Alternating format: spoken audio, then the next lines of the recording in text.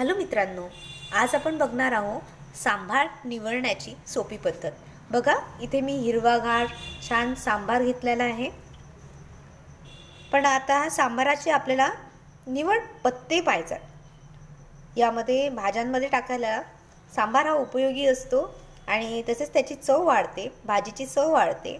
तर बघू हा सांबाराचे पत्ते सोप्या पद्धतीने कशी काढावे। बघा, इथे घेतलेली आहे मी किसणी। चला तर मग बघूया किसणीने आपण सांबाराचे पत्ते कसे वेगळे करूया। तुम्ही बघू शकता हा सांबार। आता मी या सांबाराची एक डांग घेते आणि आपण या किसणीमध्ये टाकूया अशा पद्धतीने। बघा, आपण टाकली आहे डांग ही यामध्ये आणि आपण आता ही डांग खालून ओढून घेऊया। तुम्ही बघू शकता आता आपण ही सांबार यामध्ये टाकलेला आहे। पण अशी आपण हे करूया आणि आता हे असं काढून घेऊया। बघा, आपल्याला सांबाराचे पत्ते मिळालेले आहे। पुन्हा ही प्रोसेस आपण करूया।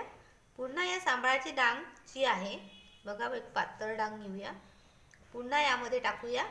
खालपर्यंत ही डांग न्यायची आहे तुम्हाला आणि बघू शकता असे पत्ते काढून घेऊया। पुन्हा हीच प्रोसेस